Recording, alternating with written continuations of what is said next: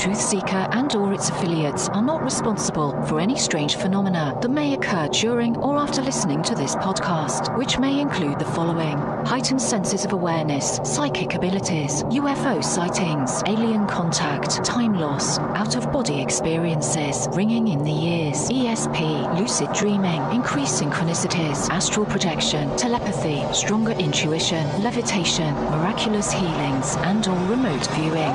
Please be advised to listen at your own discretion.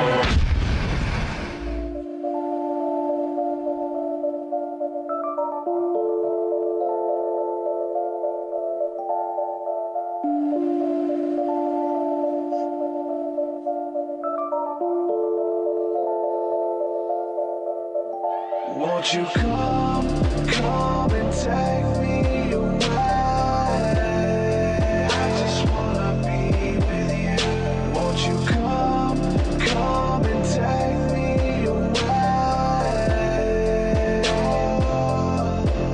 To a place to walk on troubled seas, faith to stand when I don't believe. I just wanna be with you. Won't you come and take me away? I just wanna be with you. Won't you come? You are now locked into the TruthSeekah podcast. Gargoyles, psychics, everything's ungodly. Dark savage. Streaming live at TruthSeekah.com. She's not a Christian. Give it up, y'all. Your portal to the paranormal, esoteric, and all things spiritual. She's tampering in dark sided stuff. And now, your host, TruthSeekah. Ladies and gentlemen, how's it going? I'm your host, TruthSeekah, and this is the TruthSeekah podcast.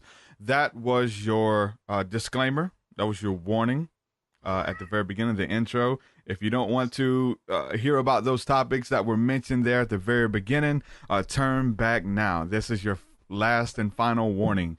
Somebody said that I should have a disclaimer in my my videos, and I kind of do. I mean, when you hear it, you know that we're not responsible for heightened senses of awareness, psychic abilities, ringing in the ears, alien contact, psychic abilities, all of this stuff. Like, if you're not ready to discuss that stuff, if you don't want that stuff to happen in your life or whatever, turn back now. And it's essentially, it's a fun disclaimer, you know, but it's legit. It's the real deal. And I want to say that because, and I can share this with you guys.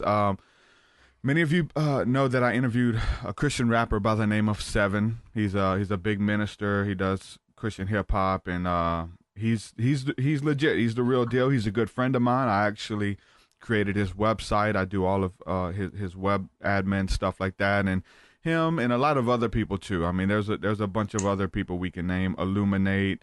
I've talked to, you know, Brian Trejo. As far as in the Christian hip hop community, these are some of the biggest guys doing it. They've been on the show, kind of sharing their testimony, and I kind of come from that background, right? I used to do Christian hip hop, so I like to reach out to those guys from time to time and see what they're doing, and you know, just have this conversation. I'm still a believer at heart, so I like to kind of, you know, talk to people of all faiths and stuff. So anyway, as Seven is a big name, I get a lot of views on that episode because he's got a huge following. A lot of people check out the TruthSeekah podcast that I did with Seven, and then they check out other episodes. They like that one, and they check out other ones. And so somebody hit Seven up, one of his followers, in which he told me it was a baby Christian, is what it was called, just a baby Christian, hit him up and wanted to know, should he go out and buy a deck of tarot cards to talk to God,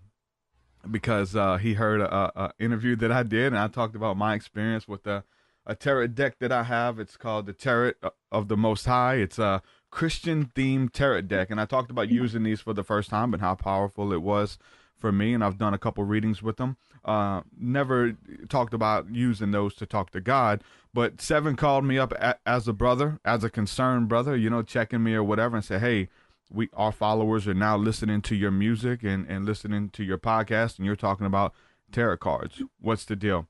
So I talked to Seven a good bit, and he was kind of like warning me and stuff, which I guess any Christian should do if you don't really know much on the subject. So I ended up being able to kind of break it down to him, my standpoint on using what essentially is called divination within the scriptures in a good light. When the Bible talks about the casting of lots, and the scripture talks about that every lot is decided by the Lord, that every straw that is drawn, every what we would call divination in the West was something that and we look at it as something evil or something that is not to be tampered with. This was something that the prophets in the Bible and the mystics and the disciples, they all used a form of divination, which is talking to God. So I was able to break it down to 7 and essentially won him over with that. But because I was able to prove it in the Bible. Most people know that if you're dealing with Christians, if you're dealing with church people, it's okay.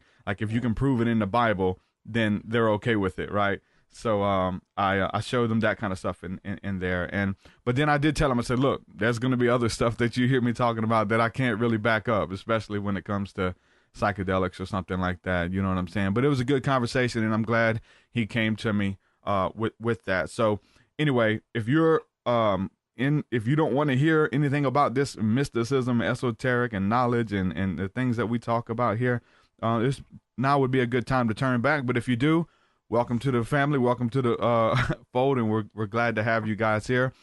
Quick shout out to all the patrons, everybody supporting my work on Patreon.com. You guys mean the world to me.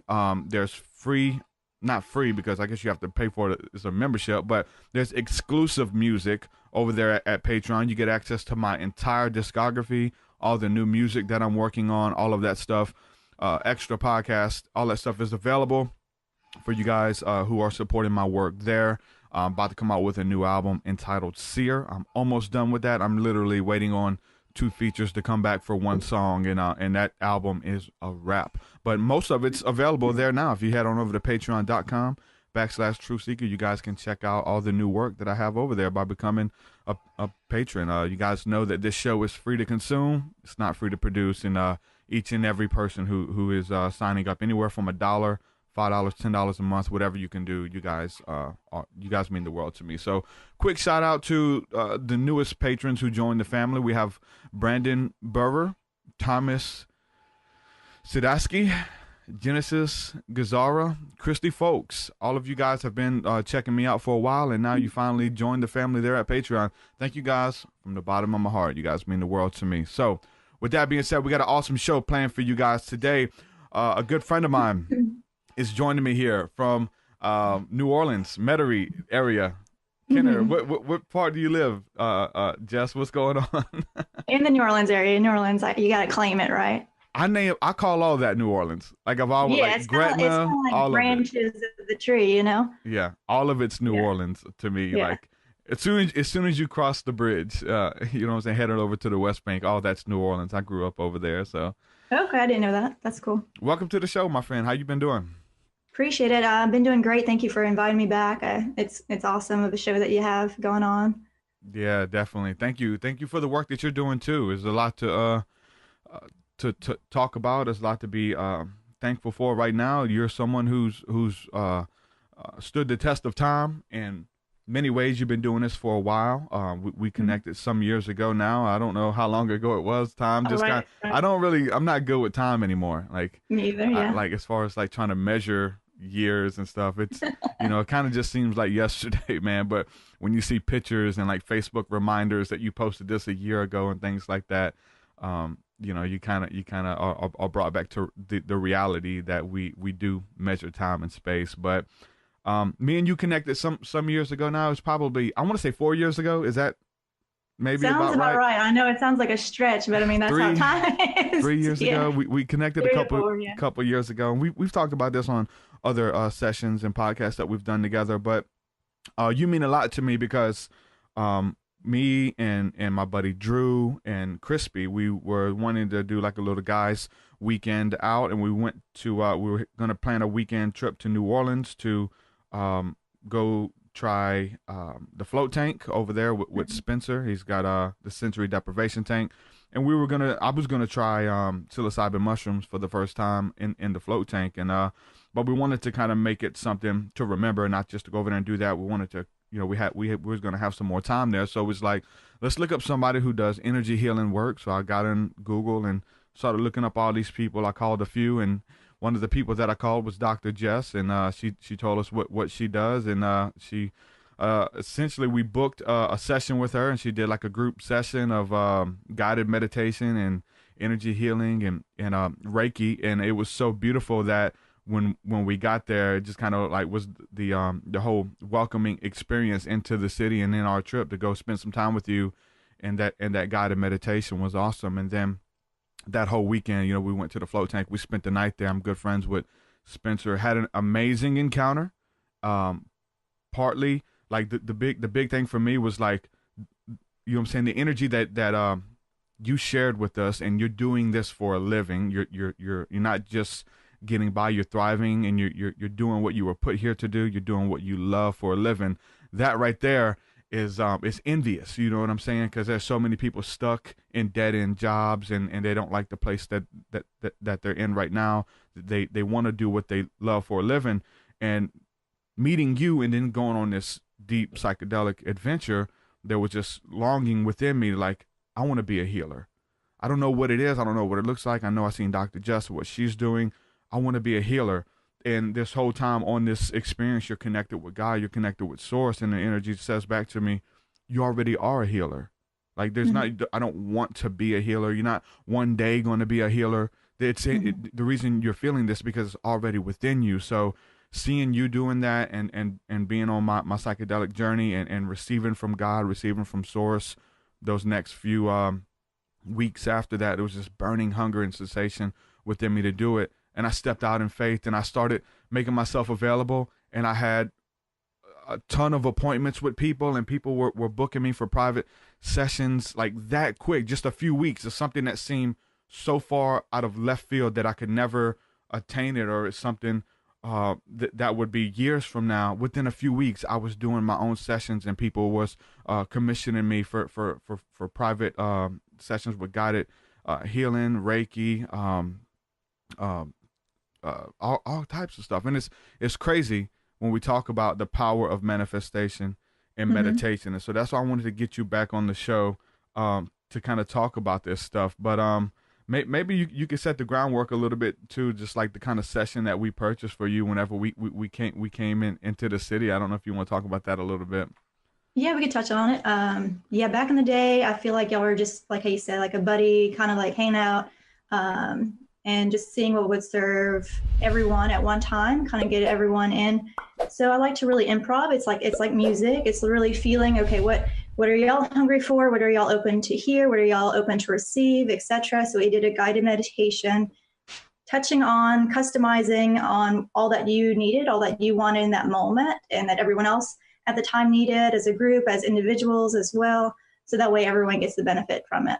Mm-hmm. It was beautiful too. And it's awesome because one of the guys who was with us, he was going through a lot of stuff, and we took a picture crossing the bridge in the car, like, okay, we're on our journey headed to New Orleans, and he looked like he was half asleep. He looked hungover. He looked very bad. But then after the session, he felt refreshed. He felt renewed. He felt like he connected with God. He connected with Source. So I believe that that's partly what you're doing, right? You're kind of like the mediator. You're connecting with God. I think that your connection with Source is what kind of facilitates it all, and you being able just to be used as a vessel. So would you agree with that? You're connecting with, totally. with Source energy and just being a conduit for the power? Yeah, absolutely. I'm comfortable saying God. I know, and everyone's so different. Yeah. Some people like to say universe. Some people, it's Creator. just, yeah, it's kind of like big old spectrum, and whatever that resonates with you is perfect. You know, I'm totally a team player, but yeah, I'm definitely an open channel. I like to really feel. I do energy healing, so I'm feeling. I don't touch the physical body, but I could sense where there's blockages. And nowadays, like say if the heart's blocked, for example, either there's anger, sadness, frustration, something there that's blocking up the heart. And now I could feel what it is, and I could feel over time. I asked, okay, God, what does this soul need to hear right now?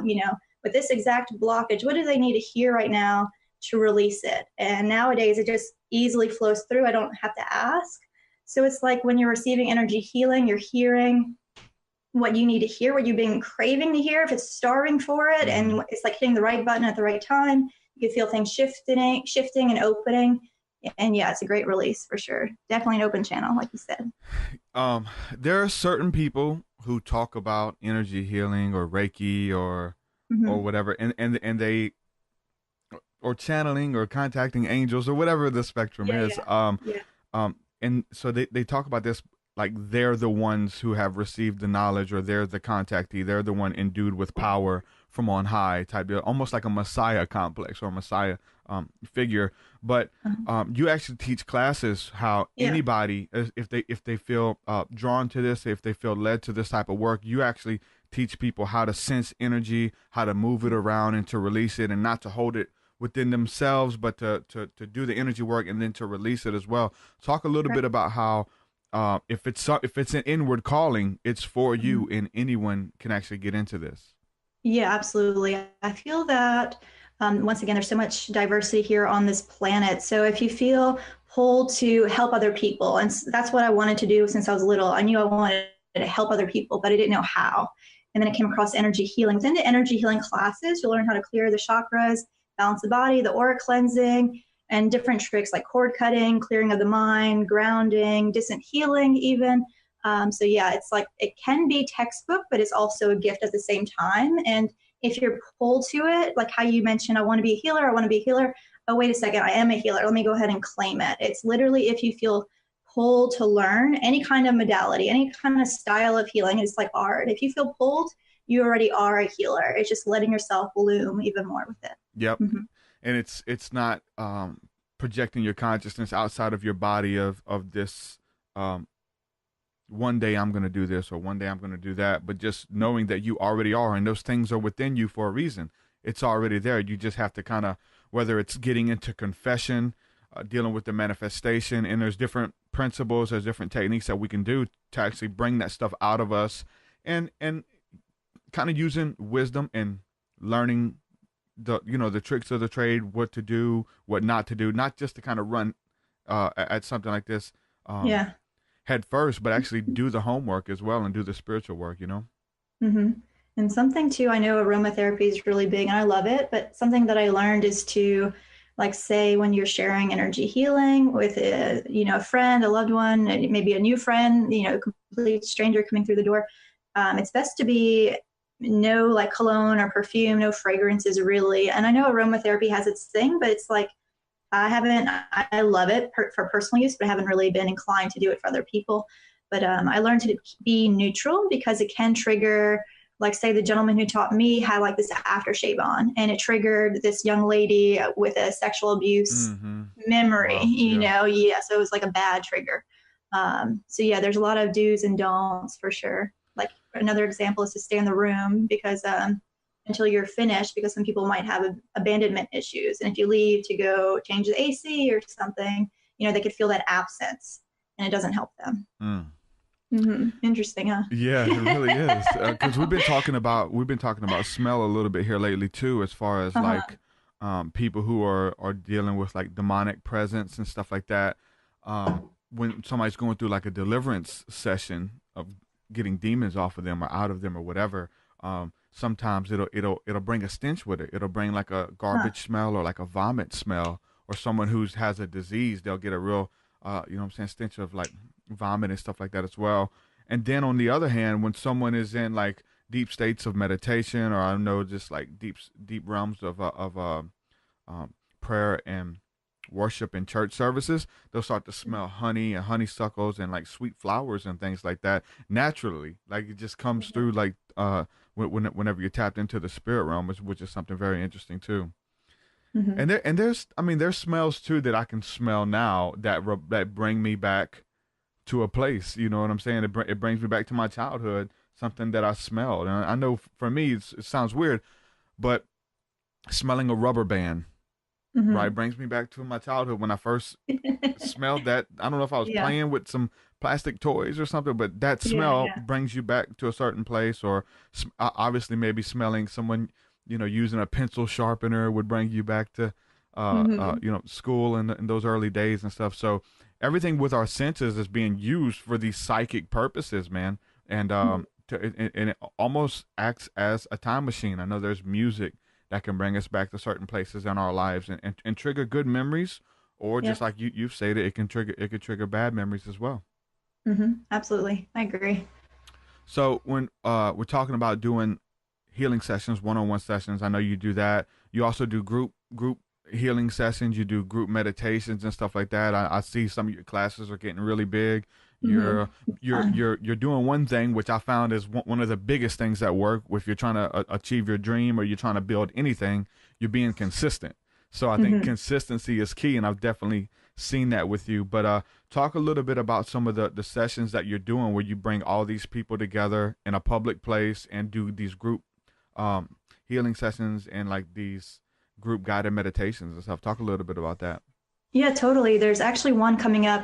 It's called the Mardi Gras Detox. You know, right now, tomorrow is actually Mardi Gras in New Orleans, which is awesome. And next Sunday, we're having a way to do self-care and detox from all the partying and things like that goes with it. So there's actually going to be a guided meditation followed by an hour of yoga at Longview. It's a very relaxed setting, and it's a beautiful location and like the Spanish courtyard, everything with water fountains, just very extravagant of a feel. So for the guided meditations, I actually guide you through, it's a narration to where you could be seated, you could be laying down, you can bring a yoga mat, we have some extras there. And basically this is your own time. Even though we're all here together, this is a way to check in with your own spirit, your own soul, feeling what your faith is. I like to keep it open because everyone has different faiths, which is, I feel, is beautiful. The diversity is so expansive, so profound, that there's so many different perspectives and points of view. So I'll guide you through. Something that I love is to feel yourself opening up, unfolding, clearing your space so you don't have to carry the heaviness around, whatever the heaviness may be for you, clearing that off, if it's off the shoulders, off the back, off the legs, wherever you feel it. So that way you can be free, you can feel your openness, your peacefulness, and you just let your body and your whole being to breathe. So it's beautiful. A lot of people come and it's like a birthday party all the time. You know, all these people are coming. It's like, what? You know, this is exciting. You know, you have some nervous energy, but a lot of excitement and happiness. Yeah. So just like a good mixture of feelings.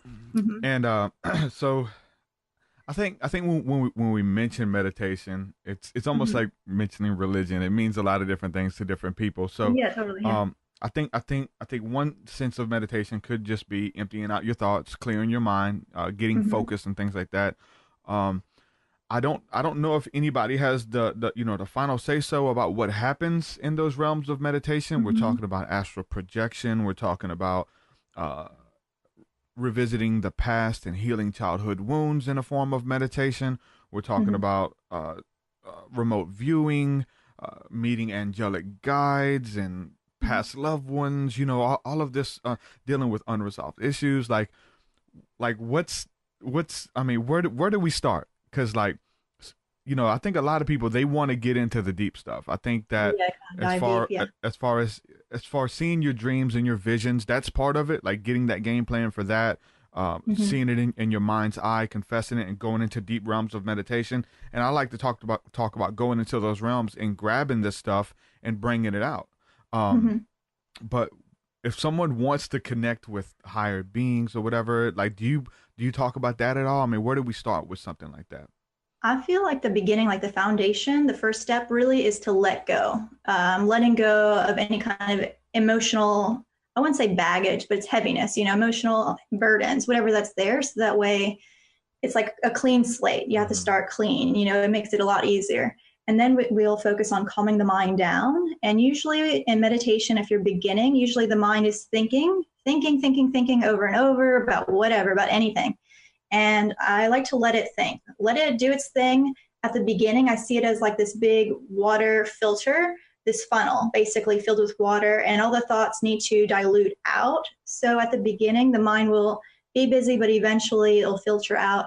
And then from there, it's literally wherever you want to go. It's like it's kind of like there's big fork in the road with many different paths to take. Good. So it's like whatever you're feeling, whatever you're feeling pulled to, it's like whatever you're craving. Some people do want to address the, inner child healing, which I love doing. That's something that I add to sessions. But like, say if you feel guided to strengthen your foundation. My childhood was rocky. That's why I love it. I had to grow up rather quickly, or I thought I did anyway. But I like to let the silliness out. It makes it more fun. Yeah. But say with astral projection, I feel like with astral projection, it's more of letting the mind relax, going into a deep meditation at first, relaxing even more deeply.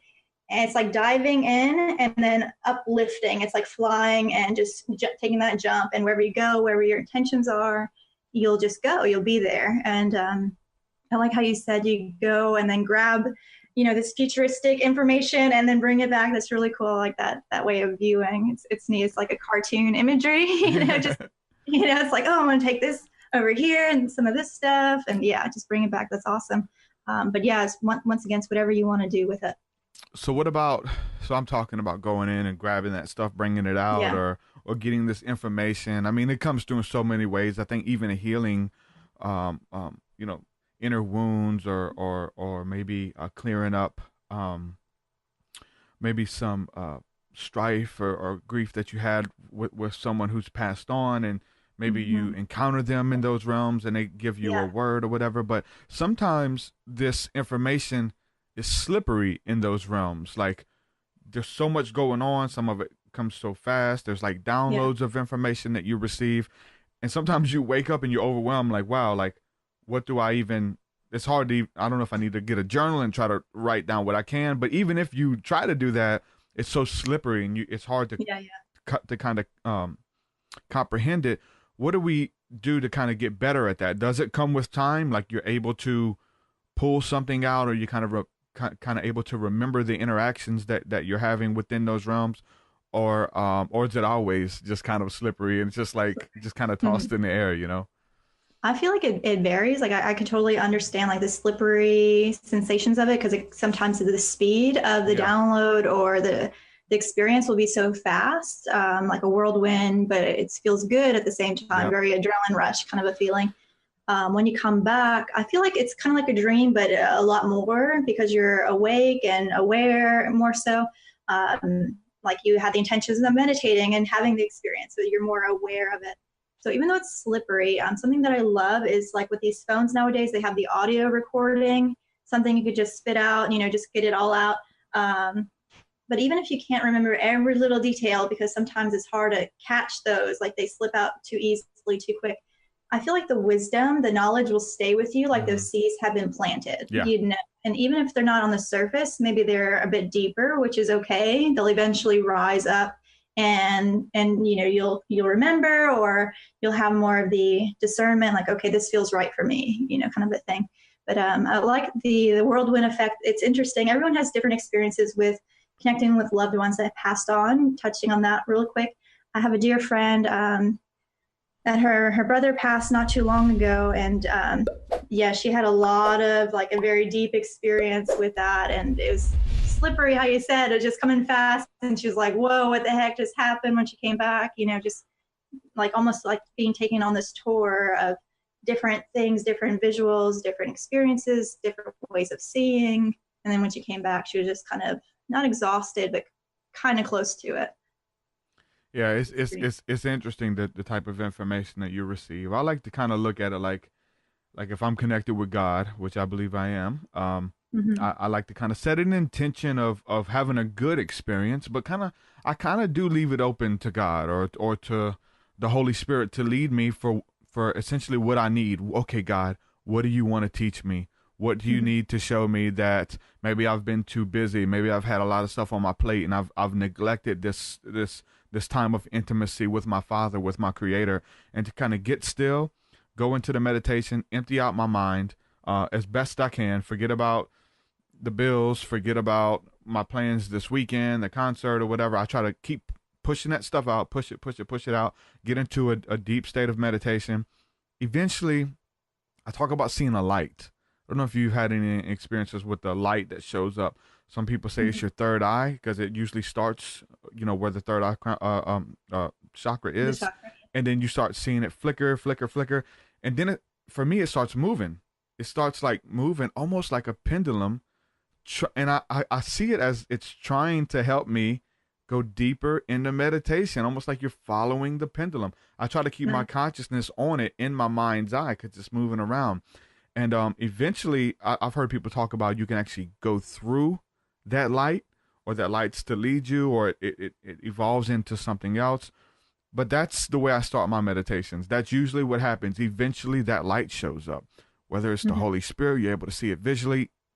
I don't know what, theological background you come from. You may, everybody, say it's something different, but have you had any encounters with like the lights and stuff like that when you go into meditation? Yeah, I see what you're saying. Like with sometimes the light it's like doing whatever it needs to do. It's almost like I see it as, in addition to connecting with your faith, of course, and clearing your visual and taking you deeper. In addition, I feel like it helps calm the brain, calms the mind, just prepares you for the next step of meditation, and that level of meditation, I like to see it like almost like this nature trail, it's like you're not at the beginning of it. When you get to that light sensation, it's like further down the path. And then the path continues on, So like at the beginning of meditation, usually people don't see much of anything. Usually it's just dark, and people get frustrated.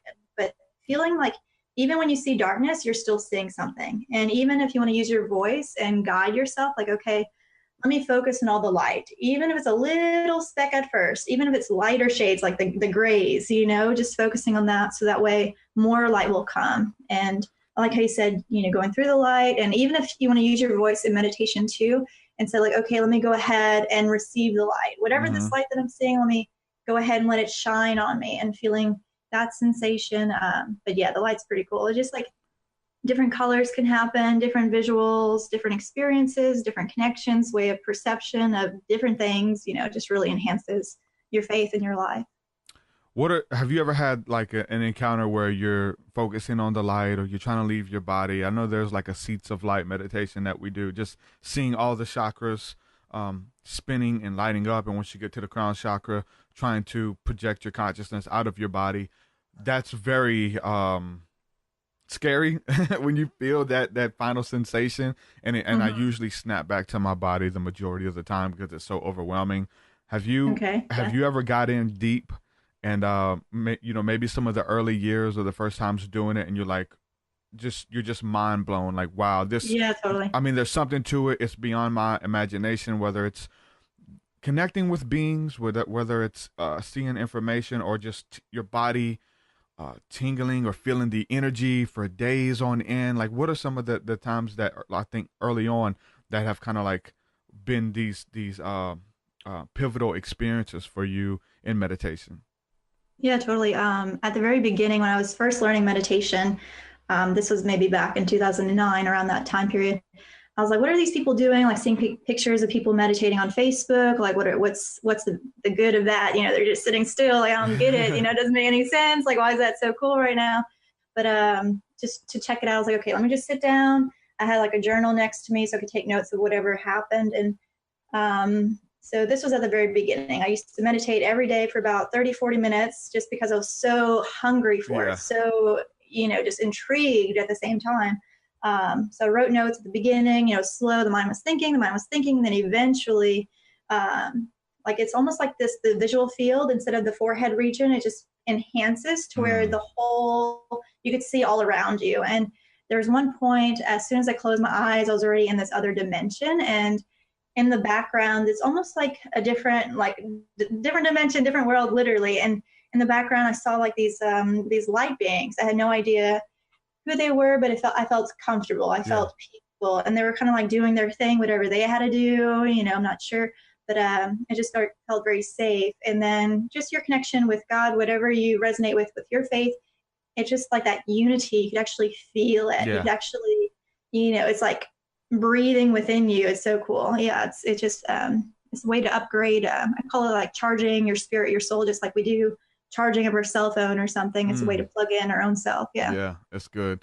They talk about it like in church. They talk about getting filled up with God, getting filled up with the Holy Spirit, because we go out and we just kind of pour out into people, and we pour out into the world, and then there's things that happen, and so we have to go back and get recharged, or get refilled up. We have to get our cups filled up until it's overflowing, and then so we can receive the energy and kind of go out and actually be sent. And in the Bible, it calls it it says being filled with the Holy Spirit. So like a continual thing, not just, okay, you had this one encounter, go tell your story. It's like, no, it's Yeah, this continual thing.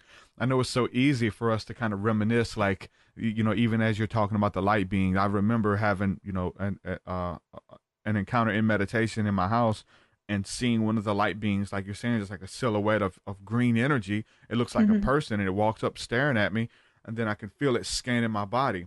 And I've had a lot of awesome encounters that it's hard to explain. And they've, all those encounters have sent me here to where I am today. But it's so easy, especially I do a podcast and I do a music about these encounters, to when you're like, okay, I need to create some more. Let's don't just live off the back of yesterday's successes or what we used to do or whatever, but to continue it and have those times in meditation, have those times in yoga and stuff like that.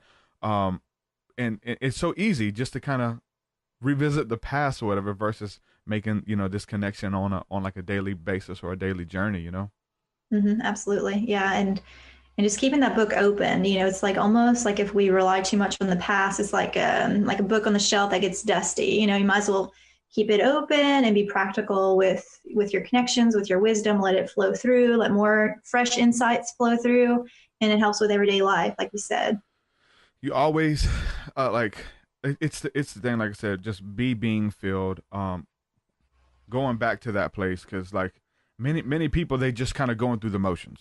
They know what to do, whether it's spirituality, whether it's just clinging on to their faith. They, what I'm saying? They've done it before. They know what to do, and they're good at it. So they can do it without going back to that place, man, of just being in the presence of your creator and just connecting with the energy, getting a passion again, restoring a passion for life, for people, for energy, just whatever realm of belief you're in. For me, I like to put on just some worship music, just some beautiful music, and tap in, or just some meditation music, and just tap in with the creator. And instantly, for me, everything's okay. Like, what I'm saying? Like, if things just seem like, if I'm carrying the weight of the world on my shoulders, if I don't know where the next paycheck is coming from or whatever, like these worries that we have that consume our peace and our joy, we let it rob us and things like that. I don't think that's supposed to happen at all. Like in the midst of walking through a world that is full of confusion, we're supposed to be the ones who have this peace or have this joy that's contagious, that other people are envious of that joy and things like that. So it's all about tapping back into the spirit realm, tapping in with your creator, and becoming one again. And it's not like you were left or you were forsaken, but it's about, look, let me slow down my busy schedule. I know this because there's people who say that, they're always mindful of God, or they pray throughout the day, all day, every day. So I'm always connected, so I don't have to go back to that type of place of prayer and meditation. But I think it's special. I think it's something about creating that ritual, if you will, of say, you know what, there's a lot of things I could be doing right now that I need to be doing, that I want to do, but I'm gonna block this time off to spend with my creator and to tap back in. And there's something of intimacy, and there's something special about that, And it's also showing a deeper form of respect and appreciation. It's like you're stopping everything else that you're doing to be 100% focused, 100% connected, engaged, aligned. It's like realigning yourself, recentering, and it is soul food. It's going to feed your soul. It's going to nourish you, nurture you, cleanse the mind. You'll be more present for the rest of the day. It gives you more of that endurance, more of that peacefulness to walk in your faith, to walk in peace, to walk in love, to feel, okay, this life is a gift, even though this is happening and that's happening. Let me put that in God's hands or the universe's hands, whatever you want to say, but feeling that you don't have to carry it and you could still send it, healing, whatever it may be, other things in life, saying your prayers, and how powerful it is to use this voice. I definitely recommend to everyone to say prayers out loud, because it's like being on microphones and sending that frequency out, and you also hear it. It comes back in, so it calms your spirit, your soul at the same time. Yeah. It's there's power in the spoken word at the very least. I mean, people who are into science, who would just, they don't really have a religious background or even believe in a God that cares about you or whatever the case is. So they don't feel the need to kind of pray to a God or whatever. But it's just the power in itself of the spoken word, of saying this stuff out loud. I mean, even if it is all in our head, when we speak this stuff out, something happens, something shifts. I was just I was doing some dishes a while ago, and I made sure that I did that. And it's something to it. Like, I always walk in the spirit of gratitude for everything in my life, the good, the bad, the place I am now, which I'm doing this full time now. I'm doing podcasts and music and graphic art and things like that full time. And it's kind of a gamble right now because I'm still new to it. It's dealing with my trust and things like that, right? Making sure that I trust my God, who is my creator, who is my provider. That's one of the names mentioned of in the Bible, Jehovah Jireh, the provider, one of his names. And so it's like, that's very special to me. And to see you and to see many other friends, whether they're doing healing work. I know Christy Lee's in the chat room right now. She's a mutual friend. Awesome. Hey, Christy. She's sweet. Yeah. And there's so many other people. I talk about these different tattoo artists who I used to go and you know what I'm saying, get some work done. And they would be so lighthearted. They show up to work and they were doing what they love to do for a living, receiving a paycheck for it. And they get to get up and get out of bed and go do what they love for a living. And it was something so envious of that. And I think that that's something that everybody should be able to do. So, part of that is what I'm doing now. I get to wake up. I get to talk to people like you. I get to discuss topics that I love to talk about. I get to wake up and work on music and things like that. It's so awesome. And part of that is coming through the prayer and meditation of spending time with Source, getting a game plan and making it happen. So about walking in the spirit of gratitude is I always had that inner gratitude on, you know what I'm saying, on my heart. But it's one thing just to know it and to say, well, you know, God already knows my heart. Why do I have to say it out loud? You know, but it's something changes when you begin to speak it out. Like I have the inner gratitude. There's nothing different that would happen within my heart if I confess it. But when I start confessing it, I just begin to thank God. I just begin to confess blessings over my podcast. God, I thank you for my podcast. Thank you for bringing me here for this season. I trust you. I thank you that lives are being changed through the work that I'm doing. I thank you that, that I'm going to have investors come along. And I just start confessing these things, and then it starts happening. It's like the law of attraction. We do the law of attraction in this positive confession and affirmations for, I know they like to focus on parking spots and, you know, things like that in The Secret, but to do it and to confess this stuff for healing, to start confessing this stuff that people are going to be fed from the work that I put out. People are going to come to a knowledge of God off of my life. People are going to, and start confessing this stuff. And then you start seeing that it works, that it's working, that when I lay hands on people, they're going to be healed. The sick shall recover when I pray a blessing over them. And then it starts happening. You're like, wow.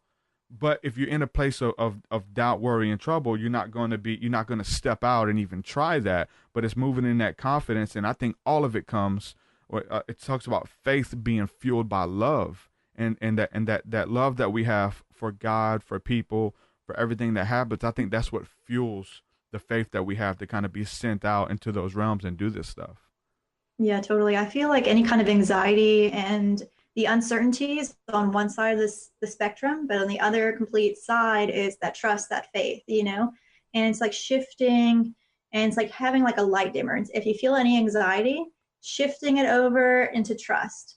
And a good exercise is to say, I trust that I am alive. I trust that I am breathing. I trust that, you know, you could state your name. I trust that, you know, for me, I could say, I trust I'm a woman. I trust that I have 2 sisters, etc. You know, just connecting with the facts. And then you want to spread it out to things that are a little shaky. I trust that this podcast will continue to rise and be even more successful, you know, just like branching it out even more. And I love the law of attraction. The Secret is one of my favorites. And it's good to watch it every so often, maybe not the whole thing, you know, because it takes a lot of time, but even if it's like a little segment of it, you know, just to have that refresher and to polish your third eye off, everything off, you know, polishing off your mindset, especially a lot has to do with the mindset and the emotions, of course. Everything has to be cleared.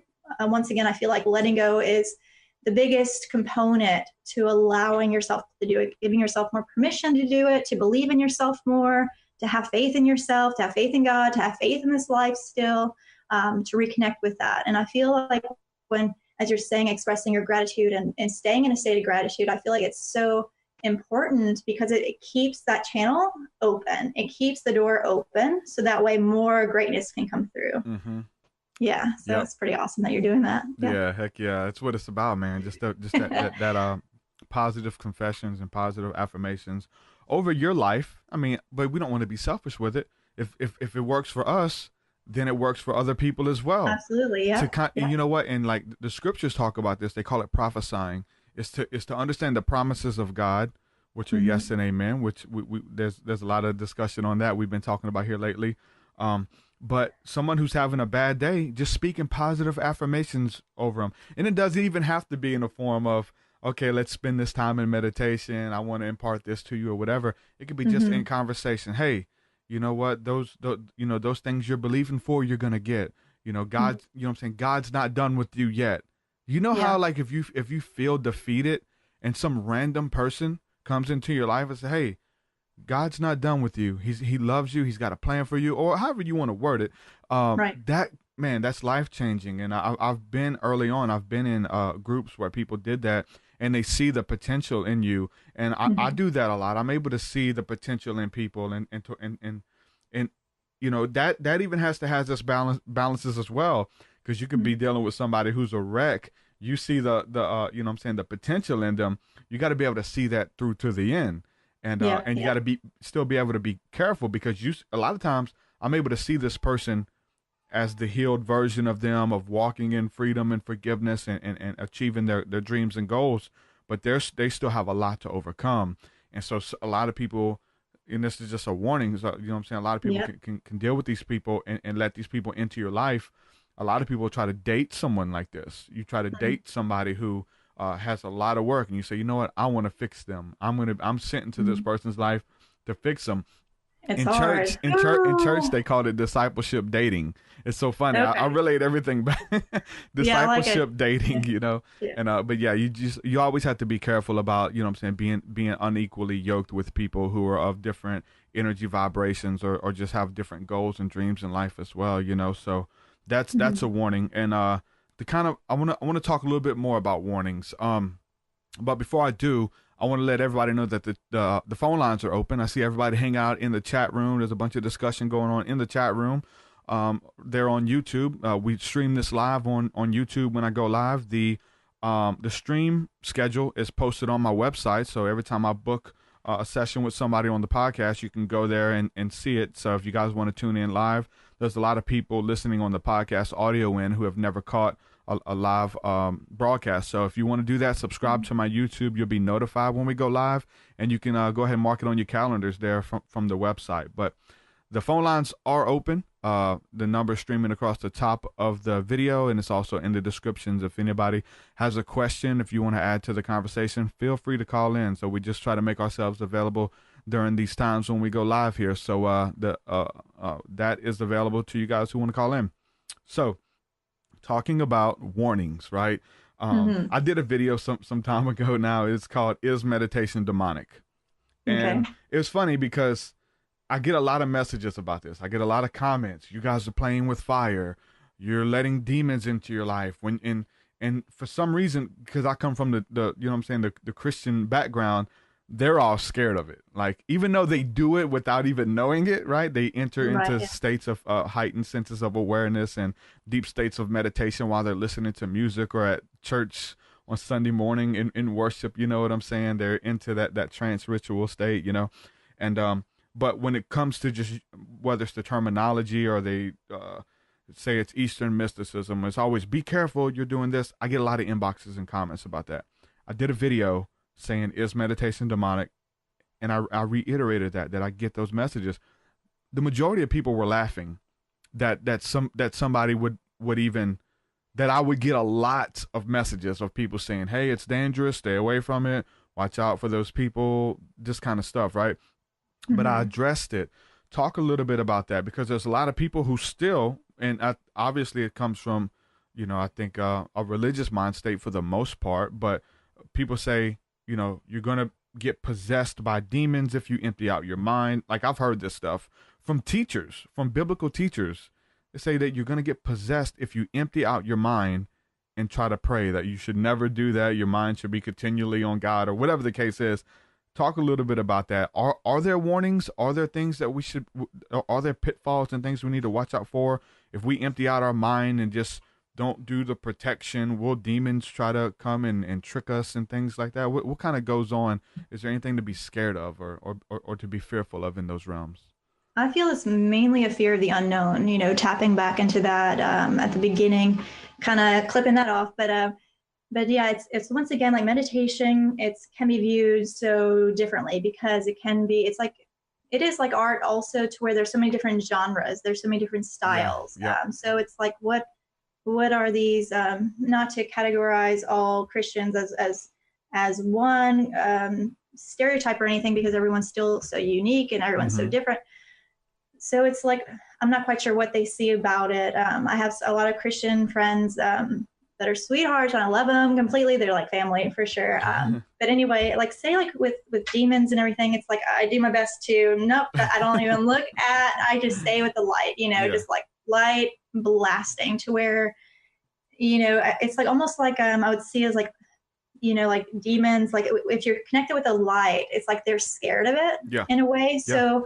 So it's just like if you stay connected with God, and when the mind is calm and clear, I feel like the mind's meant to be more of an open receiver, and it's best to have it open and calm to where you could receive more of that direct divine guidance, and connecting with more wisdom and insights, that positive download of clarity, of your direction in life, what you're meant to do next, etc., what you need to hear right now, for example. But I feel if you stay connected with God or with your faith, if it's filled with light, then no worries whatsoever. But once again, there's so many different subcategories of meditation, and so many different personalities that are meditating. And it's like they're making it their own too. So it's like, and some people do like the darkness. Some people do, and that's okay. That's for them. That's what their soul needs to experience, to whatever they're pulled to. So it's like literally to each their own. And if you do connect more with the darkness, then it's more easy for those darker, lower energies to come in, because it's like it's attracting to them. So it's, if you want to let go of all that and the fears of that, like these negative entities attaching, because they can attach onto people. It is a thing. I've met people with different things like that, but and it is kind of freaky, to be honest. It's nothing. Yeah, it's hard to get it off sometimes too, but yeah, if you stay more connected with that purity, that light, the sacred light, like how you mentioned Holy Spirit, if it's connecting with God, with angels, etc., then it's like a clear lane, Yeah, I think you hit the nail on the head. Is essentially the fear of the unknown. Yeah, going back to and especially, I found, I don't want to beat up on church people, but I found that they demonize what they don't understand. Coming from a religious background, that's just, I think that's across the board. You demonize what you don't understand. You didn't read it in the Bible, so therefore it's not of God or it's demonic. But when we're talking about walking in the light, there is no fear in love. Perfect love casts out all fear. So if we're walking, like the scripture says, walk in the light as he is in the light, then we can't be harmed by any darkness. And so if you're already doing the things that are good, if you're already on that path, or even what's called the highway of holiness, like there's nothing to be afraid of. And so we like to talk about finding your friends and finding those people who you kind of resonate with. Here, your vibe attracts your tribe. Like whatever you're doing, whatever you're into, there's people out there who are into that. You can connect with those people, and naturally when you meet, there's going to be a kindred spirit there, and so I think it's the same in the spirit realm. Like the things that you're doing on the earth, if you're deceiving people, if you're lying, if you're cheating, and then you go into those realms and you try to move around without any protection, I think you are susceptible to dealing with those type of entities. But if you're a good person, if you're offering up alms before God, if you love people genuinely, you're trying your best, I think that when you tap into those realms, you're going to experience the same type of energies that you're releasing, or the level that you're vibrating at, those realms of energy, because the light can't, darkness cannot coexist with the light. If you're in a dark room and feel like there's shadows and there's silhouettes around you, what happens when you turn on the light? They're gone. And you found out that darkness was just a figment of your imagination. But so it's not like you have the light on and then darkness takes over the room. That doesn't happen.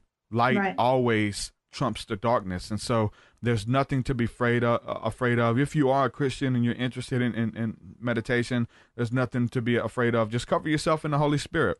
And if you ask your Father for protection, he's not going to let anything harm you. And I think it's funny when we talk about this stuff, because like people want to say that, there's people who are deceived and the work that they're doing is deception and things like that. I find it hard to believe that if one has a relationship with the God of the universe, right? And you're one, you're connected with that entity, that being, that presence, and then you go to meditate and you pray before you go in. God, let me experience you. Anything good that you have for me, let me experience that in these states. Whatever you have for me, I'm ready to receive it. Like that's the genuine, I guess, you know what I'm saying? Just like a general prayer for somebody going in, and then to go into the realm and come out possessed with demons and deceived. And so you mean to tell me that your loving, trusting Father, as you prayed, as you set the intention for anything good he has for you, he ended up letting you go into those realms, getting possessed and overcome with demons and darkness? I don't believe it. I don't see it happening. But some people's mind works that way. Like if it's like, they don't, I guess they question someone's integrity or somebody else's relationship with the truth or with the light. I don't know where that is. It's definitely something that comes up. But like I say, many people who are already into meditation, into some advanced spirituality, they laugh that we're even addressing this stuff. That people can possibly believe that if you meditate, you'll become possessed. It like to them. Yeah. I mean, to them, they can't fathom it. But in the early stages, people don't know what to expect, and so there is that fear there. And I guess essentially it is a healthy fear, though, right? I mean, you should question, or you shouldn't take anything that anybody says hook, line, and sinker without proving it, without testing it, though. And I feel like going back to the fear of the unknown, sometimes, and this goes for all of us, not to connecting with any religion or anything, but it's like when we have a fear of the unknown, which is common, super common, we're human, so fears, they exist. It's a way to observe, and like say if fear comes up, it's like, okay, let me at least research it more or look into it more. Let me go ahead and dilute it, like pray on it, whatever you have to do, whatever you feel guided to do. But basically, if there is a fear, say in general, speaking about anything, like almost like the fear causes you to see the worst scenario, to just kind of like a safety net, like, okay, this is the worst that could happen, with any kind of visual to any scenario. So it's like maybe they do see it from like the darkest of side, just in case to anticipate, okay, what is there? But a lot of my Christian friends, I like say with Toastmasters, I've been there for about 4 years now. And it's part of, like, say it's Celebration Church, and it's in the activity center. So it's in the activity center of this amazing Christian church, a lot of upbeat and things like that. And they're very open, like even though like meditation, my friend Chick, he's a sweetheart. He's like, we don't meditate like you, but we're open. Yeah, he'll say it. He doesn't, he's not afraid to talk, you know. And he's funny too. He's like a grandpa, storyteller kind of a vibe. He's a really sweet guy. But he's like, sometimes I go up there, and the last presentation that I gave was about meditation, about healing and things like that. And they're open to it. Everyone was taking deep breaths, just for a few moments, close the eyes, even if it's seeing it like a moment of resting, to take a break from everything. And say with Christians tapping back into that, it's like they have like so many of their own, the structure is so profound too. It's, the affirmations, they have their own affirmations, things like that. And personally, I like to make up my own affirmations. And to share my background, I was raised Catholic, and nowadays I don't follow a religion. I just like to say God, and I'm comfortable with that. Not everyone is comfortable saying God, but it's just really feeling like this is your life and feeling what resonates with you. And we're not here to make everyone happy. We're here to feel, okay, what are we learning right now? What are we, guided to share, to love and to be loved and to learn self-love and forgiveness, this, that, the other, all these different life lessons. And even though there's a lot of differences with the duality of this life and with people, the diversity there, it's like, even though we're not totally like same, we're not playing the same kind of way, it's like, okay, they could explore God in their own ways, and that's fine. It's like we don't all have to do it the same way, and that's okay, which makes it, once again, it adds more depth to this life, more layers, and it's I think it's getting over the right to be right as well. Yeah, that's too. Yeah, this is the only way, and the way that we have taught people and trained people for years, and this is the only way, and you kind of got to get over that. I think the height of spirituality is when you do get over yourself or get over your sense of being right. And because I remember coming from that type of background, and we say Christianity, you know what I'm saying? But I've been on New Age shows where they laugh when I mention Jesus. You know what I'm saying? And there's no such thing as Jesus. He was this and he was that. And I'm like, okay, and they get real defensive and stuff. So it's like getting over the right to be right. I've been on those shows, and people laugh at you and scoff at you and stuff like that because they believe that they have it figured out. I think that we all hold a piece of the puzzle. I think that there's much to learn from every religious group or sect or whatever the case is, or lack of. You know what I'm saying? So it's getting over the right to be right, and when you claim to have it all figured out. You'll just see that if you're open, that your world will shift, and you'll just see how much that you don't have it figured out, or you have to reevaluate what you once believed. And I talk with people who are just sincere about their seeking and things like that, and they say that there's stuff that they taught years ago that they are ashamed of. You know what I'm saying? That they wouldn't be caught dead talking about this stuff now. And they've had to ask people for forgiveness and stuff for teaching doctrines and belief systems and fears and like separatism and stuff like that. You know what I'm saying? So it's always about being open and ever growing and coming to the knowledge of the truth in whatever area it is. But to look at meditation, prayer, trance states, all of this stuff, I think that it's all simply a tool, and we get to use it for whatever we want. I don't think that we say, well, you know what, meditation, if you say meditation is bad, in my mind, you're saying prayer is bad. And that's totally not the case. So it's a tool, and you use it for whatever intention you have. It's all about the intentions of the heart. So if you use prayer and you're praying to demons, you're trying to connect with these beings, and you're trying to do hexes on people and cause people harm, then your prayers have become demonic. You're using them for ill intent. Same thing with meditation. If you're trying to meditate and channel demonic beings because you want ascended information that you can use against people, or you can use for fame and things like that, like there's so much to it when it comes to the ego, then I think that becomes demonic because you're using it for ill intent. But the same with the good stuff. If you're praying to connect with source, if you're praying to connect with God, you're praying to ward off unclean spirits. If you're if you're meditating to connect with God, I like to say that prayer is when we talk to God, and meditation is when God talks to us. That's just the way I see it. Yeah, absolutely. And I feel like with letting go too, it's like, say with ego and like talking to these negative spirits to do, like if it's getting revenge or knocking someone off their path, whatever it is. If that's the case, like if jealousy is there, that envy feeling, or that hatred, the anger, that's not who you are, just literally clinging on to you, and it can overpower you to where it feels like that's you. That's your style, it's your character, but it's not. It's just like this heaviness that's so attached to you.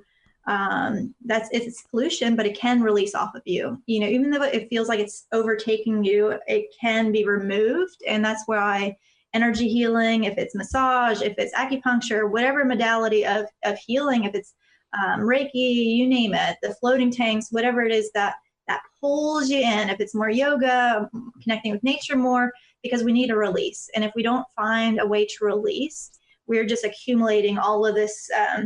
It's like literally having like storage units on the inside of the body, like all these storage units being filled, and it gets so heavy, it gets aggravating, and you can feel the muckiness of it. You feel overwhelmed and aggravated and frustrated. The list can go on, but all of that can be released off of you. It's not who you are. You don't have to carry the storage or the weight of the world on you.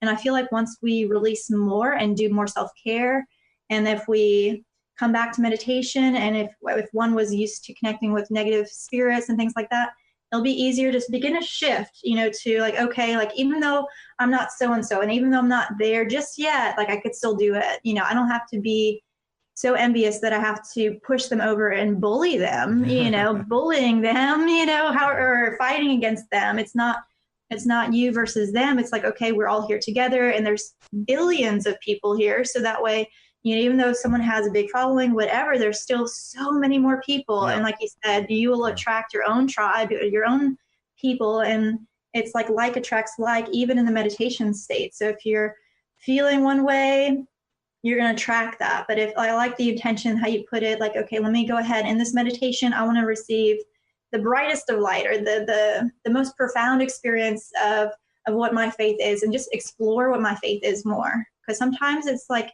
we connected with our faith, like you said, in the past, and we were so profound with it. It was so strong. And right now it's like, it may be still strong, but not as strong as what it can be. Yeah. It's like an exercise, like a workout. So that way you can strengthen your spirit, your soul, letting yourself breathe. And I feel like with breathing, we'll release the jealousy, the envy, the anger, the frustration, that, the other. It's like a cleanse out, clearing out, washing out effect, to where it's like, okay, let me go ahead and just be the best version of myself and polish myself off. Yeah. To get rid of all that stuff. And I can attest to wanting to be successful, or wanting to see something through because people said that you can't. And that can become your motivation. But like, what? They said I'll never be nothing. Let me work as hard as I can. Let me do this just to prove to them that I can do it. And you may spend months, years, hours doing something, or building a franchise, or promoting yourself in an area that you're not even called to, because you're doing it from a place of let me show them. And that's the motivation. Even if you're successful, even if you're doing good stuff, the intentions of the heart is what needs to be pure. So you have to be careful, because the mind is so powerful. We have to make sure that we're doing the things that we're doing is what we're supposed to be doing, versus like spending all this energy and effort and becoming successful. And you can have whatever you want. You can confess it, you can create it, but making sure that your hands are clean and your heart is pure throughout the whole thing. Because people get offended. Oh, they kicked me out of their church. Let me start my own church, whatever the case is. Like, there's so much that people get offended, and they say, all right, I'm gonna be successful, and they become successful. But the whole time, there's like this seat of bitterness there, and they're operating out of hurt. And so that's why, whenever I got into the healing arts after dealing with you for the first time, the message that came through was heal the healers, and I wrote it down that night, actually. Heal the healers. And that's kind of been my message and my mantra. And I've seen that a lot of clients that come through are people, or not just random people passing by who, hey, let me try this out. No, it's people who feel called to the deeper things, to the mysteries that, and most of them want to be doing the same thing that I'm doing. Or in your case, I mean, I came to you, I wanted to do the same thing you were doing. I didn't like, that wasn't the intention when I came. It came later, but you end up finding that a lot of people who are coming for healing, they want to be doing the same stuff as well, whether it's for, doing it full time, or they just have to have unresolved issues that they have to clear up to do it full time, or wanting to become a healer. So healing the healers, and so many people that I've seen are people who want to do that, but they have those issues and they have to have healing from it. So there's nothing that blocks it. I can kind of sense, I know my own intentions and things like that. So I can sense if something's in the way, and it's hard for me to receive. It's hard for me to receive. It's hard for me to operate in the spiritual gifts and stuff like that. If I'm not just a clear conduit of the energy. If other things are coming, other things are on my mind. I mean, it just goes back to the meditation.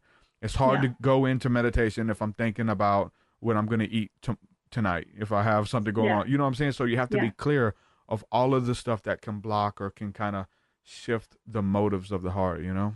Mm-hmm. And like saying like having a calm mind really helps a lot. Something that I like to do to help me focus during sessions is just to give thanks, like how you said, just come from a place of gratitude, give more thanks, even using your inner dialogue to say, okay, thank you for healing.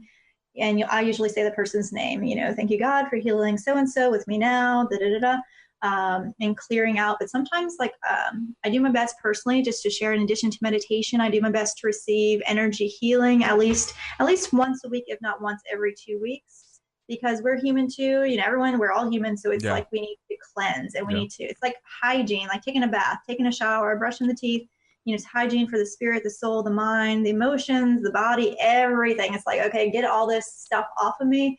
And sometimes it does feel like that resistance, sometimes I could feel it too. It's like so dense, like almost like this rock, a layer of rock on the inside. It's like just not wanting to move just yet. It could be like different things, different variables, different feelings mixed together. But it's like diving in, like closing the eyes, relaxing, and it can be peaceful the whole way through, even if childhood was rocky, and it can be heavy duty, but it's needed to.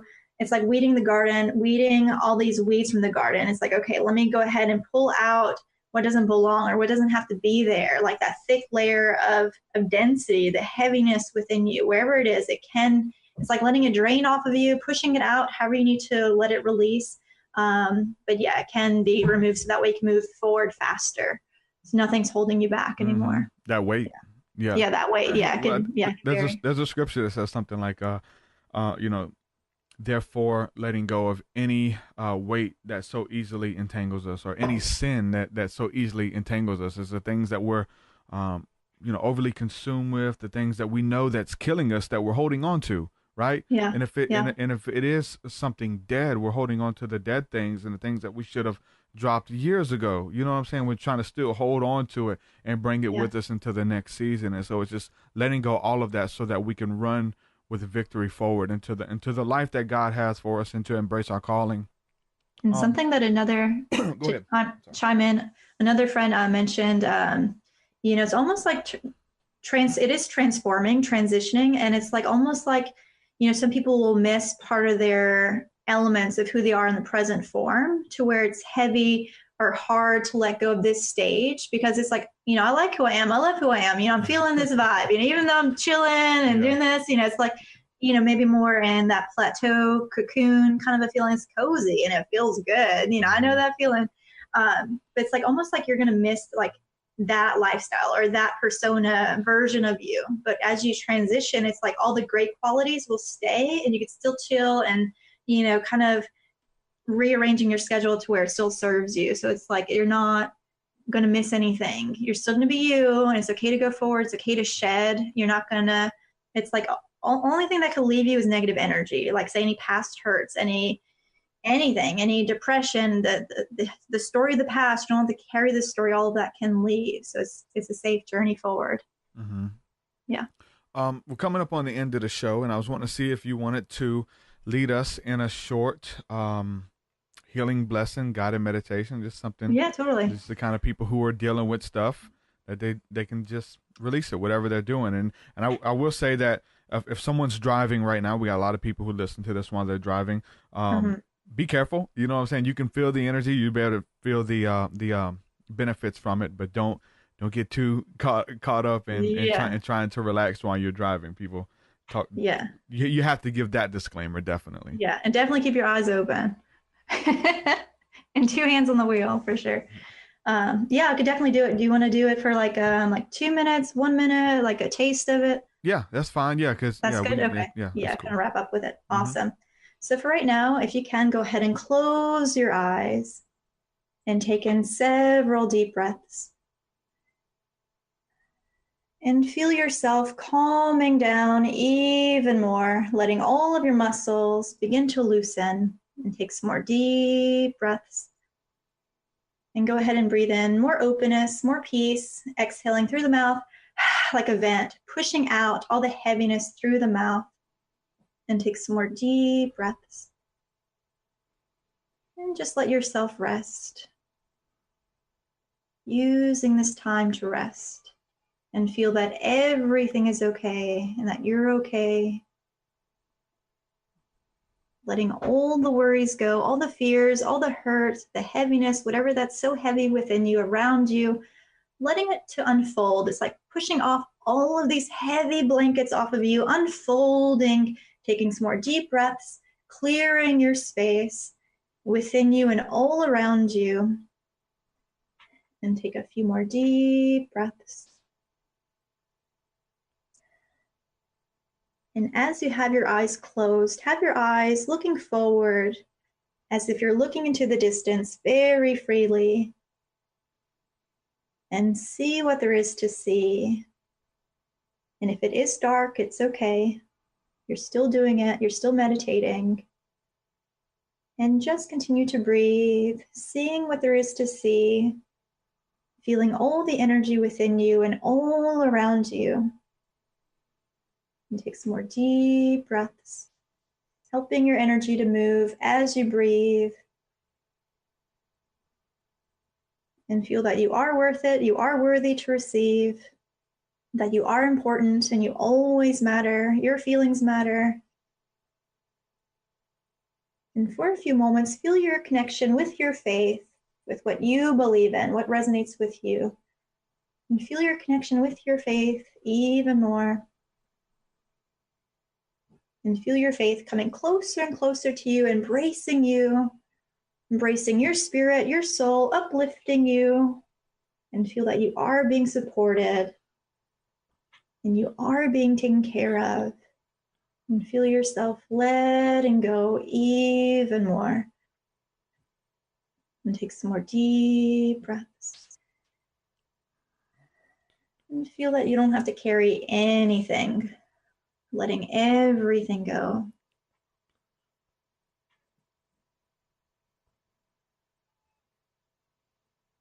And take some more deep breaths.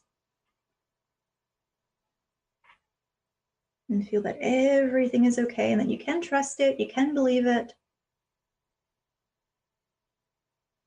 Having faith, having trust, having hope.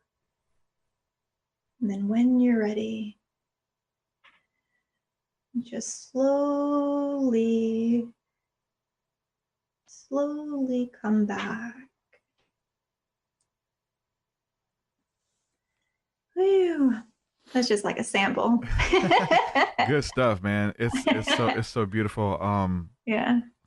Dealing with good. the breath, man. We always talk about just focusing on the breathing. We understand that like just the breathing in itself is so powerful. Yeah. Known as the pranayama in Eastern culture, and even the breath of the Holy Spirit. The word ruach is the breath, and it says Jesus breathed upon his disciples and they received the Holy Spirit, and there's that connection there. But when you're in that state and you breathe, it's like a cycle for me, and I don't know if it you could see it in your mind's eye and you could feel it, but I imagine, like you say, taking in that breath through my nostrils and feeling the energy coming up almost to my third eye, crown chakra, coming down, coming back up, and then out of my mouth. So breathing in the goodness and letting go of the negativity. So it comes through, and it like each breath, it's cleaning me, it's healing me. There's a lot of spiritual science into that, like the breath going down into deep places of our body and healing us through our breathing, and most of us are breathing wrong anyway. So it's when you take that time, and there's different breathing techniques that you can do in different states of Kundalini yoga and holotropic pranic breathing to get high off your breath. All of these things to do to instantly enter the trance state or going into meditation. The breath is so powerful, man, and I've cherished these moments, Dr. Jess. Thank you for coming on. Yeah, it's been a pleasure. Spending some more time with me. Give everybody your links, because you are available for private sessions, and if anybody's in the New Orleans area, if they want to come check you out, you do a lot of events there. You also go to schools and do a lot of stuff with the schools. Yeah, it's been fun. That's awesome. Let's do this. Let's talk about the schools a little bit, because I want to hear that personally, and then we'll share your links. So okay, yeah. So I've been to different locations of schools, even in some hospital settings, in the behavioral unit section, like people that are depressed or whatever that's going on, And it really, as you're helping them and sharing meditation with them, and what helped me back then was helping me now, sharing those tools. It's like it brings tear to my eyes, because it's like my childhood was rocky. I used to push everything down, like I cry about nothing, And when I was 13, I was like, man, I'd be miserable my whole life, kind of a thing. So seeing these people like in similar states, or different feelings, and they have their own stories, but it's like, you wish you had something like that when you were their age, Yeah. And it's beautiful. Like every kid is different, so you have some kids in the classroom that, they like the attention, everything. So yeah, they'll make it silly. They'll make the jokes. that would be me at the time. So yeah. So it's like, if it's teenagers, you never know, but it's like, I learned not to use certain phrases, certain wordings, because like the maturity level and, all of the, the puberty things going through. But yeah, like one group, it was high school students. It was at a charter school in New Orleans, and even though they had like some giggles, some guys, like they're sitting with their friends, so they're giggling. But it's like, even though that's the case, like there's so many more people that are diving deep and getting things out of it and having questions, and so they're really enjoying it for sure. That's awesome. So it's almost like you get to go back and do the, I know, you know what I'm saying, the childhood healing, to like seeing these children as as you going back to yourself, you know what I'm saying? I know, and it's healing yourself too, and it's like, whoa, because it's like, it was kind of bare for me, so it's like feeding that over and over. And even though like I did like the childhood healing, for me, it's like we have to remember, and we have to remember, and like continue to give ourselves that comfort, the comforting words, and making up your own affirmations and telling yourself what you need to hear. It's like being your own personal coach at the same time. So it's just like a lifelong lifestyle. It is a lifestyle. Yeah. True. It's so awesome to be able to do that. I've done that as well. Like going into, when I was doing a lot of stuff in the churches and stuff, going back to dealing with a lot of little kids, and you be able to see the, you know what I'm saying, like you're saying, the one who's being funny and acting up, just being the class clown or whatever. It's like, that's me when I was little. So you're kind of drawn to those people, you know what I'm saying? Because you know what they need. I mean, you've been there, done that, and you know why they're acting out, and you know what I'm saying, the good reasons and the bad reasons that they're doing it. You know what I'm saying? You use your hurt, you use the things that you've been through and the things that you learn from for your strengths.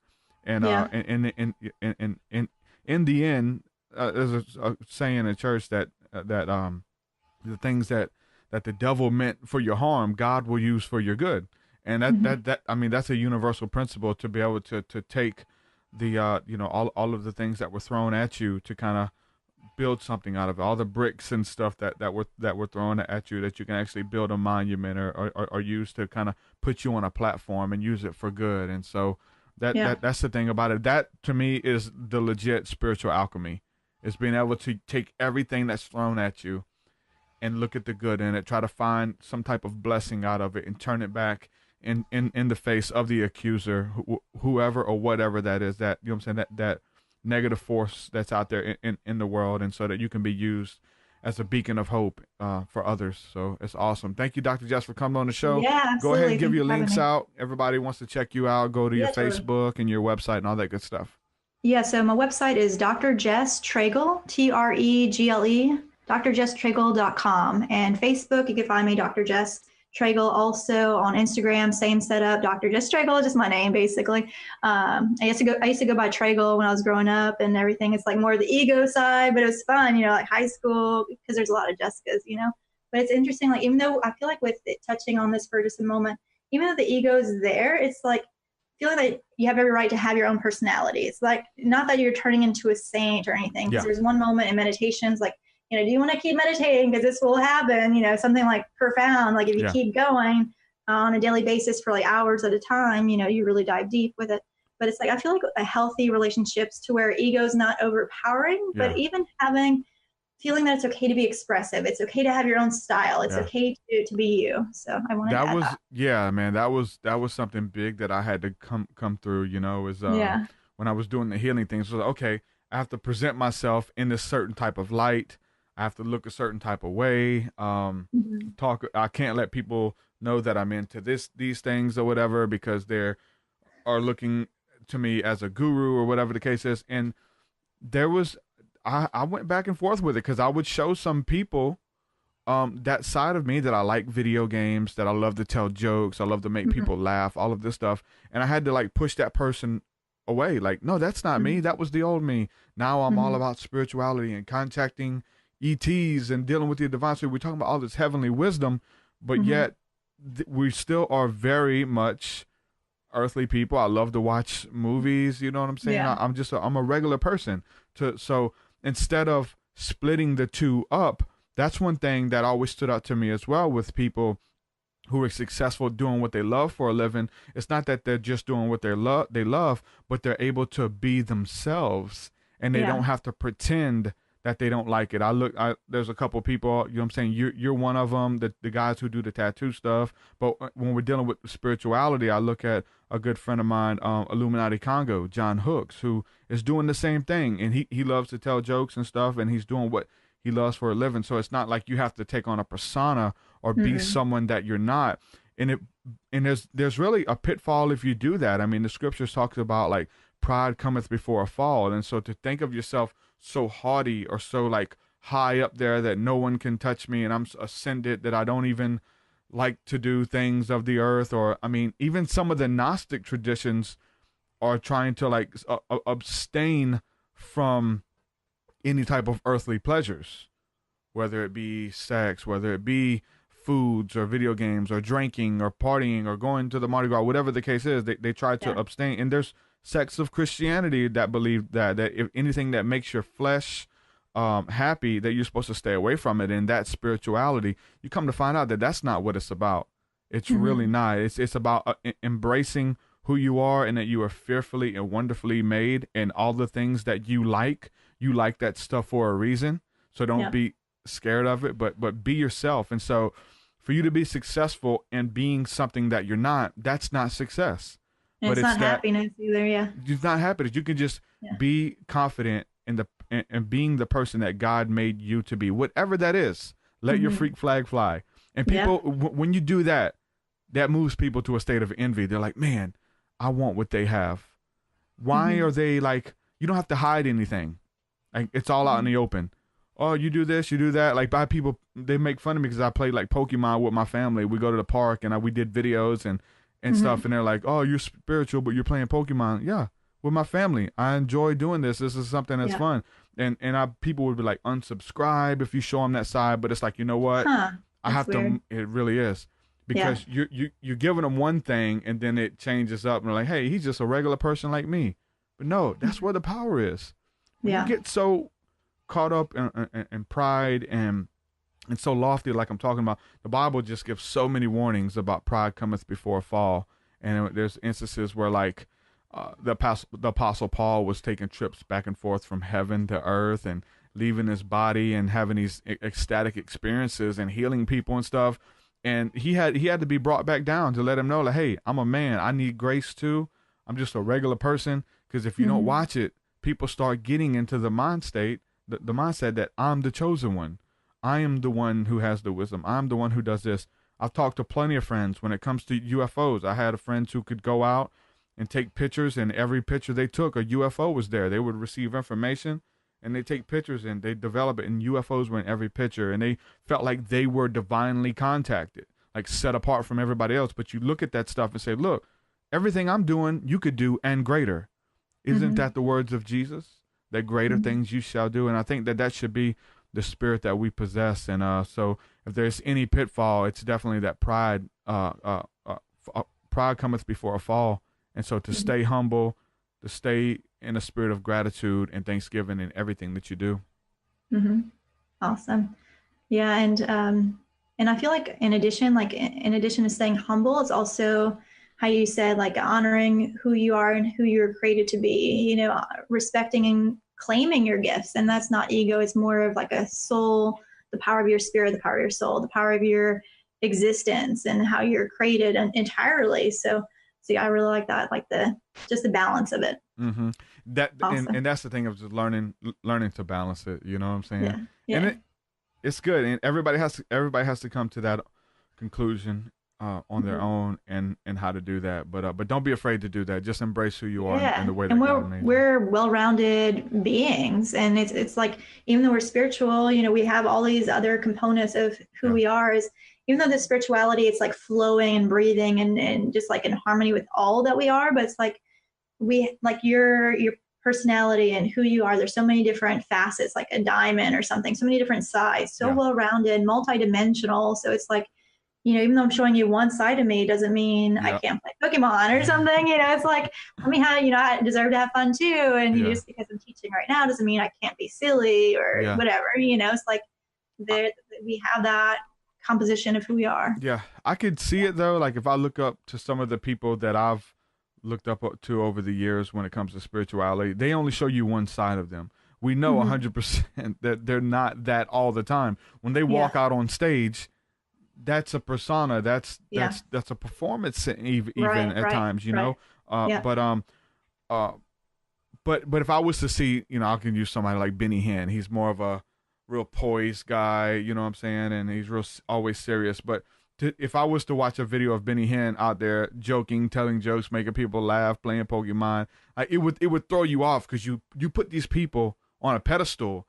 And everybody wants a guru and stuff, but it's like, no, it's a level playing field. And if you're not embracing the things that we're teaching and applying it to your life, then I think you've totally missed the point. But if it's not you, like if you're not into that stuff, then don't act like you are. But if you are, embrace it, especially if it's something that's good, if it's something that brings joy to people, Yeah, that it resonates with you. It's being true to yourself at the same time. It's a hard topic in the spiritual community because we can see people in all other walks of life and they have no problem with this. But sometimes when it comes to spirituality, we think that everything has to be serious.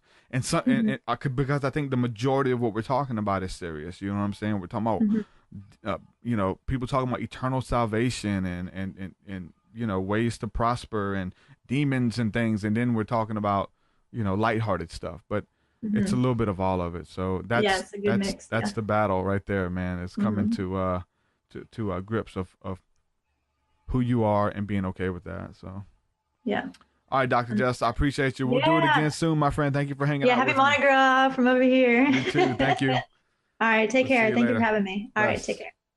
See ya. Dr. Jess Tregle, ladies and gentlemen. Good friend, man. We go back with that whole spiritual journey, man, with becoming a healer, doing the work of a healer. Came through a session with her and then on to a psilocybin journey. One thing we didn't talk about, I was wanting to mention to her because we're friends. So another friend of mine who came with us on the journey, and you guys who are familiar with my story, you'll know this, but it was a buddy of mine, Drew Gower. And at the time, Drew was right under 400 pounds. He was 390 pounds. And so he went to the healing session. He did the psilocybin encounter as well. And there was a profound moment that we had with one another. We shared it on my podcast. And Drew's working on his book and things like that. He's going to go into a lot of detail about where he was. But one of the pivotal moments for him was when we were both on the psilocybin encounter that same night. And we passed in front of the mirror, and he looked at the mirror, and I made him stop. We passed in front of this big mirror, and I said, "Hey man, what do you see in that person right there?" And he said what he's seen on the outside, I said, "What do you see on the inside?" He's like, "The person that's loving. I love people, kind-hearted, this kind of stuff, And we had this weird revelation at that moment that there's a lot of people who like to make the outside appearance look pretty and seem like you have everything all figured out and everything together, but inside you're hurting, inside you're dying. And so for Drew at that moment, it was a weird revelation because it was the opposite. He hated the way that he looked on the outside. He's, 400 pounds, health is failing him, and he had all types of stuff that came with bad eating and these habits that were in his life, using food as comfort and stuff. And so from having that profound encounter, he took that, and from that moment on, man, that psilocybin mushroom encounter, he took that and he applied those principles to his life, and he just began to be diligent with it, and it was just a place for him to see the person that he wanted to be, to do the things that he wanted to do. You gotta imagine somebody like that. He was, he was big the majority of his life, and now he took all that stuff and he applied it, the spirituality behind it. He's lost like almost like he's like he went from 390 to 190, all within like a year, like right over a year. And this is the power behind it, man. Do you need spirituality? Do you need this stuff to kind of, fulfill your dreams and walk in that stuff? I don't think everybody does, but there's many people. If you're still listening to this show at this point, you're listening for a reason, and you can apply those principles to your life. Drew, not only is awesome because we started out on our journey together, and I've come a long way since then, and so has Drew.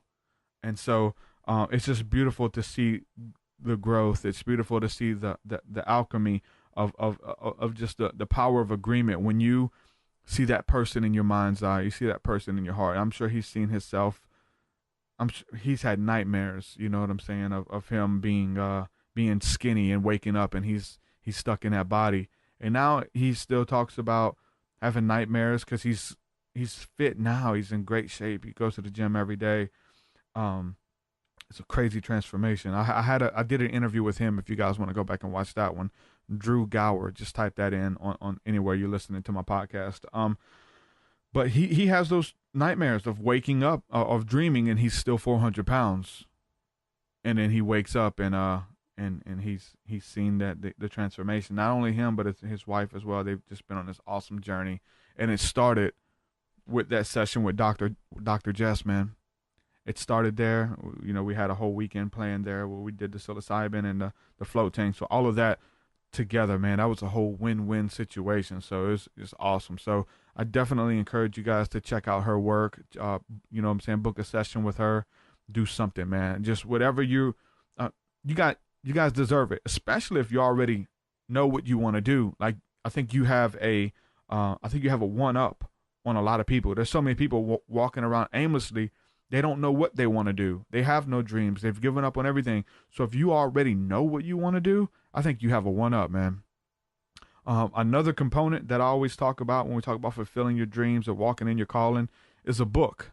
It's a book called The Alchemist by Paulo Coelho. And I read it. It lit a fire within my heart. I passed it on to Drew. He read it. Same thing.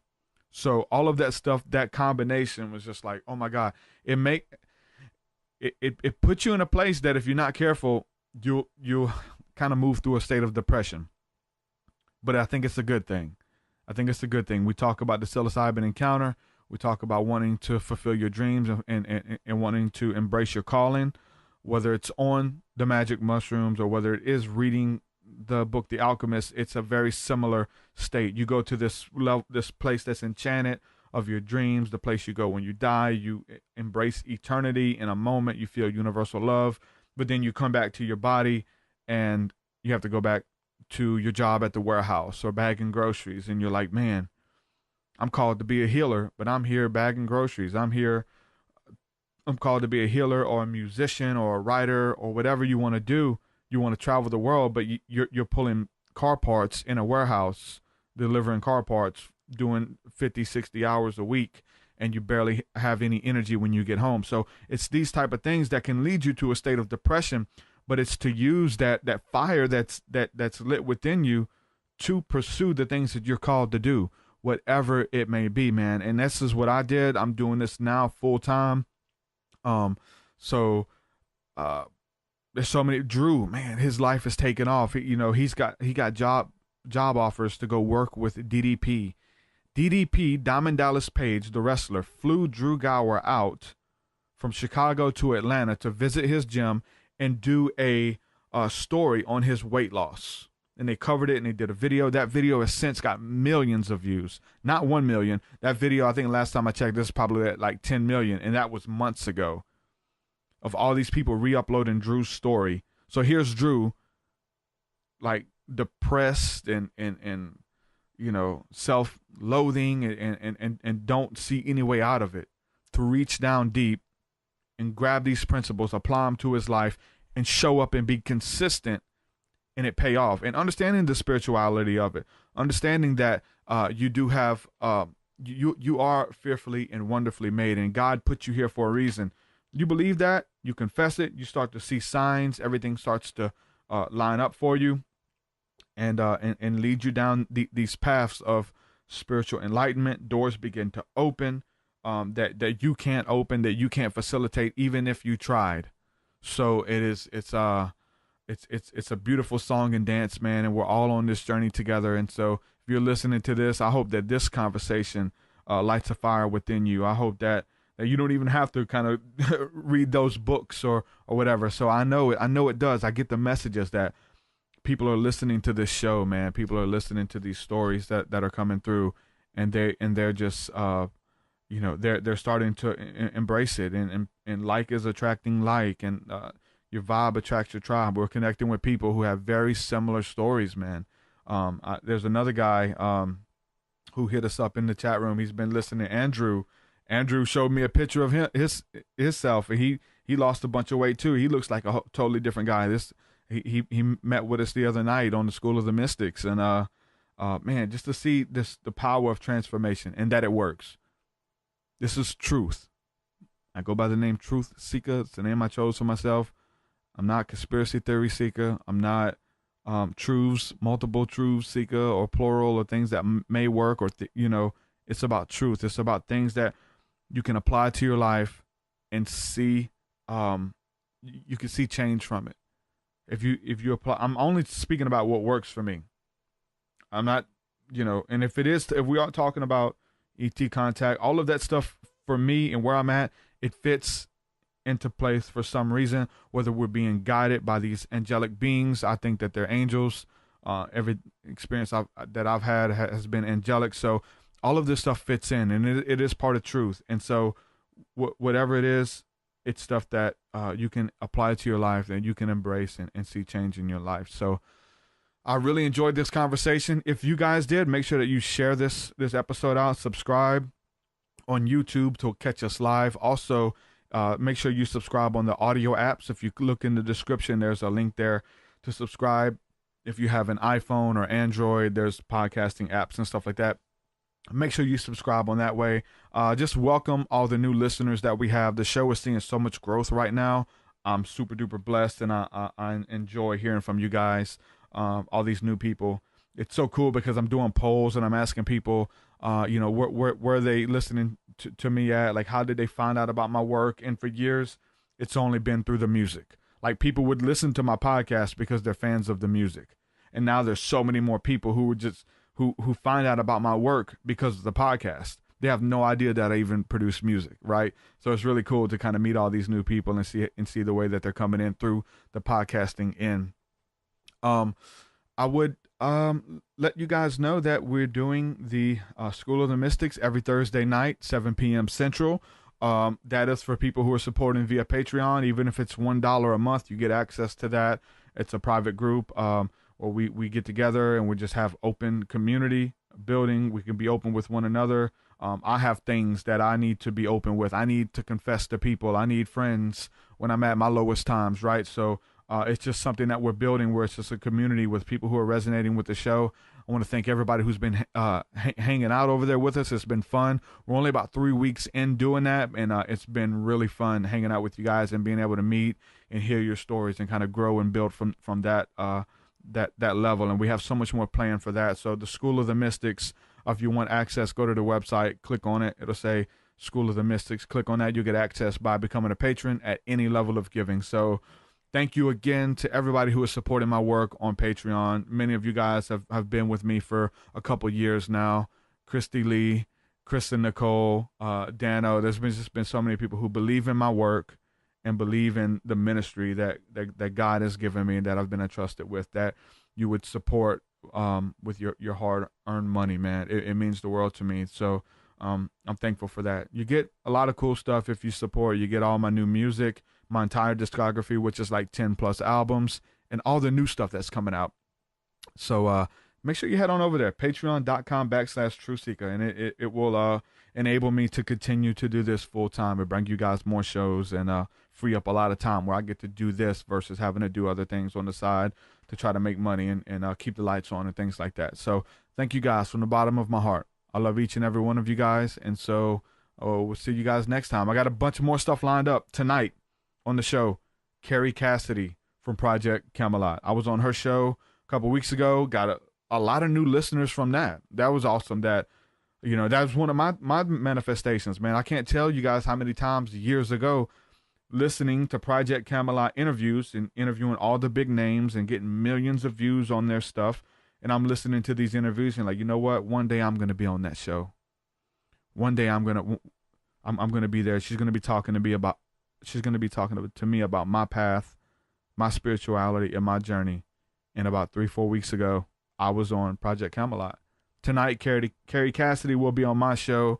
If you guys have questions for her, for me, the phone lines are going to be open. Make sure you guys tune into that. That's going to be interesting. Trust me. I don't know what's going to happen, but Carrie Cassidy is an interesting lady, and it's going to be good. I'm going to ask her some interesting questions. Hopefully she don't get mad at me, but I've got some questions for that lady. So tonight, TruthSeekah.com, subscribe to the podcast, catch us live. Love each and every one of you guys. Shalom, shalom, peace. Your way is so much higher than mine, so much higher than mine, so much deeper than mine, so much deeper than mine. Well, that does it for this episode, folks. To hear more episodes of the TruthSeekah podcast, head over to TruthSeekah.com. And if you're wanting to support the show and get rewards, go to our Patreon page at patreon.com/TruthSeekah.